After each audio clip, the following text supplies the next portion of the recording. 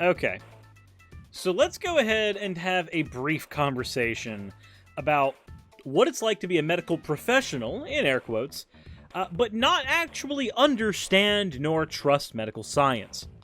Well, we'll get into that tale here in a second. First, though, we need to get into the fan art section.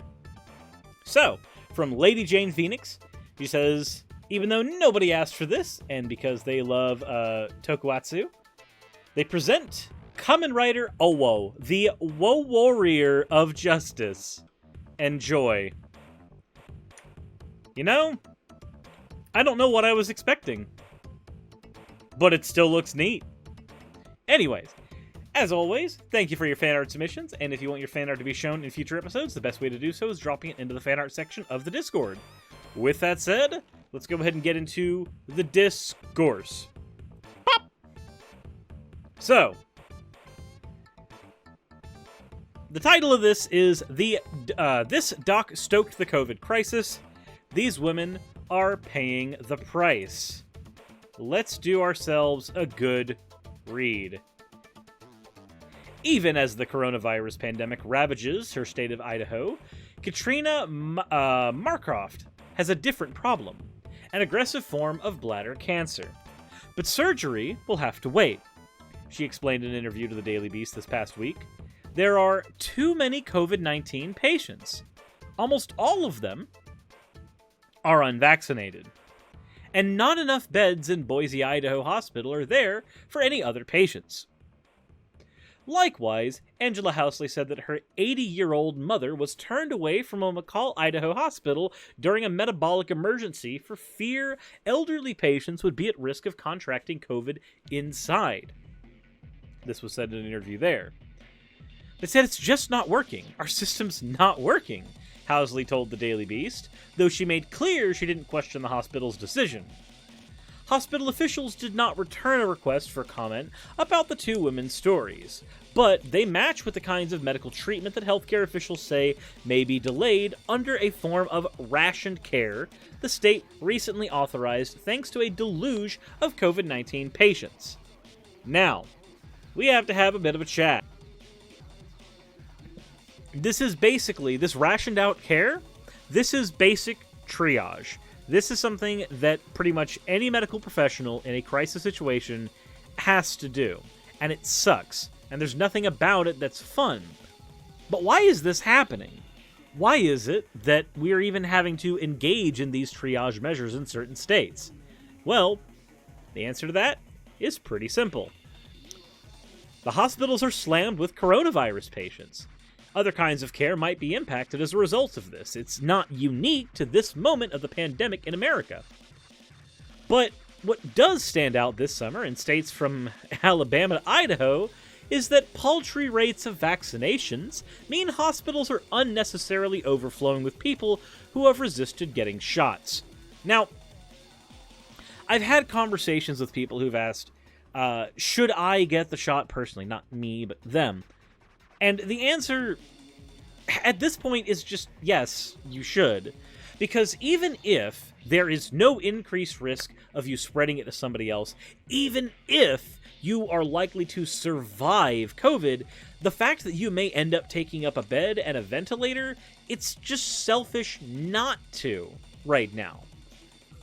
If you are medically able to get a shot, and you are opting out of it for a variety of reasons, some of which could be entirely understandable. You might not trust your government. You might be part of a community that was affected by things in the past, things like the Tuskegee experiments. I can understand reasons why you might be hesitant.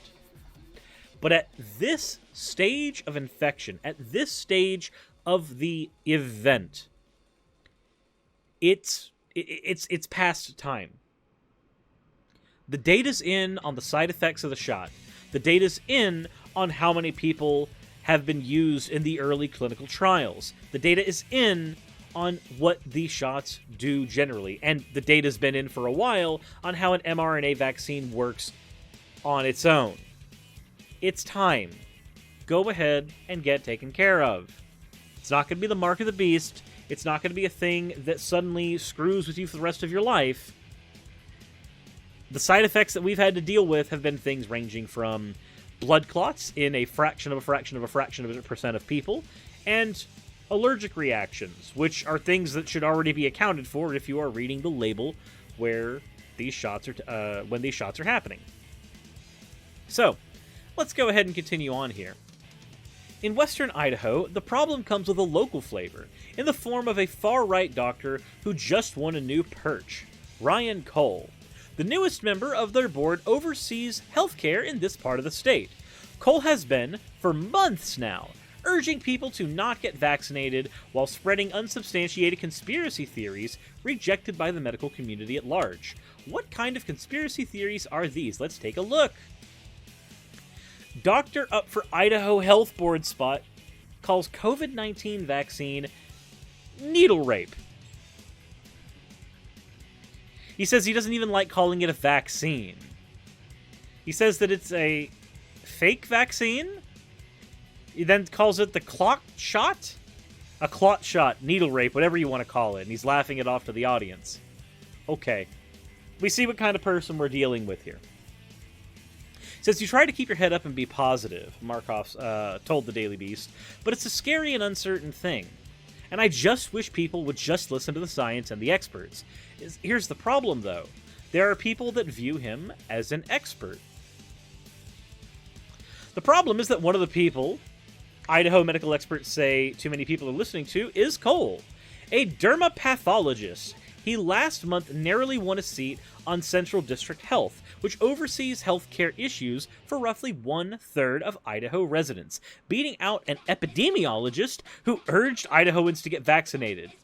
Now, let's go ahead and look at the difference between what these two people do in their specializations. What is a dermatologist? Doctors who use microscopes to look at samples of skins. That doesn't look like they would know jack shit about epidemiology. What does an epidemiologist do? Well, let's go ahead and take a look at what their job description is. They collect and analyze data to investigate health issues. An epidemiologist might study demographic data to determine groups at high risks. They study the occurrences of disease in populations. Oh, wow.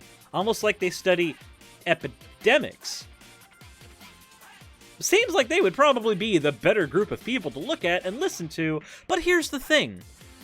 The public is stupid. I'm terribly sorry, but the fact of the matter is, the public is stupid. We, as human beings, are idiots. Most people, including myself in many cases, do not know the medicinal branch that somebody needs to be in for me to give a shit about their opinion.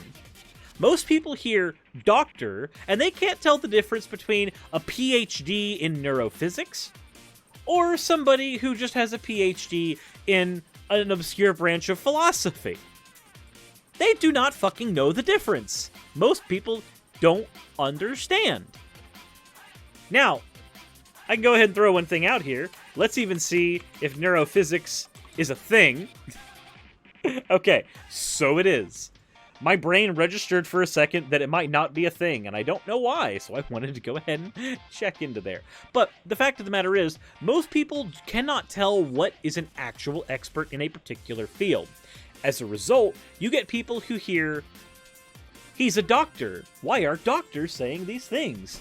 And you kind of have to communicate to them repeatedly, it doesn't matter that they're a doctor. If they're not a doctor in a relevant field, who gives a shit? But they don't get that. Now, the Ada County Republican Party backed Cole, and far-right figures like Ammon Bundy, and at least one militia leader cheered his appointment. Despite widespread condemnation by the medical community, he won the seat by a single vote across the 4 county commissions representing the area covered by the health district.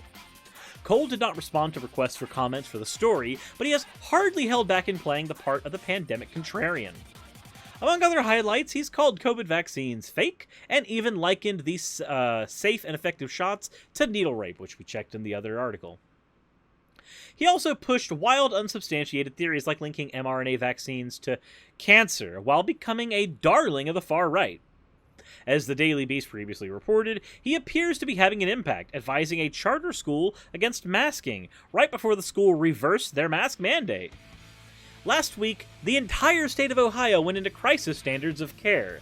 That means less critical patients are being turned away from intensive care units, surgeries like Markroff's are being delayed, and the state is teetering on the brink of having to decide who gets life-saving treatment and who dies, because there's no other options.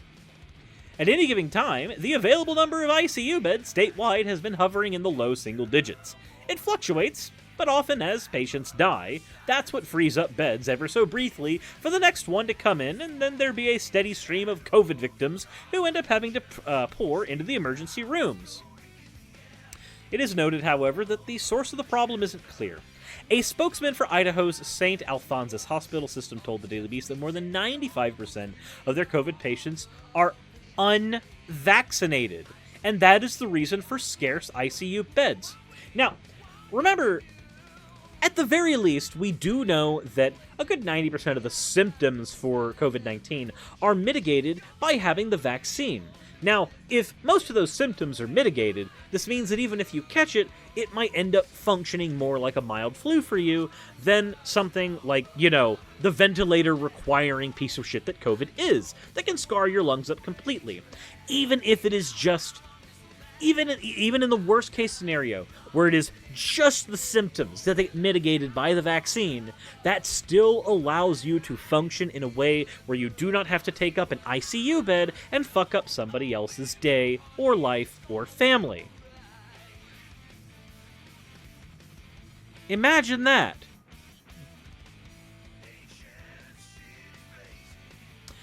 David Pate, a doctor and former Idaho hospital administrator who co-authored an upcoming book on pandemic responses, said the misinformation from Cole is worsening, and it's worsening a pandemic for which we already have limited tools.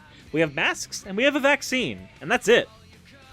Pete said that the fact that Cole has gravitas as a doctor, and now a government health official, makes his statements all the more damaging. Our job is not to scare people, but our job is to tell them the truth. What's dangerous about what Cole is doing is that there are people out there looking for someone with that cloak of authority to tell them what they want to hear. Plenty of people are hearing it, or at least they're open to doing so. Idaho has one of the lowest vaccination rates in the country, and around 40% of the population fully vaccinated. Meanwhile, more than 2,600 Idahoans have died from COVID-19, out of a total population of less than 2 million. One of the most tragic parts of the surge in cases and deaths is how preventable it is, Pate argued. He pointed to the spring of 2020 when Idaho's numbers came down temporarily after the state's Republican governor, Brad Little, ordered a statewide lockdown. He said, "We do know how to contain this virus. We do know how to contain the spread. But the question is, will we actually do it?" Cole's appointment and implementation of crisis standards of care, Cole's appointment and implementation of crisis standards of care come months after political rancor over the pandemic in the state. Supporters of Emmett Bundy's anti-government People's Rights Network have showed up at politicians' houses and picketed health district meetings.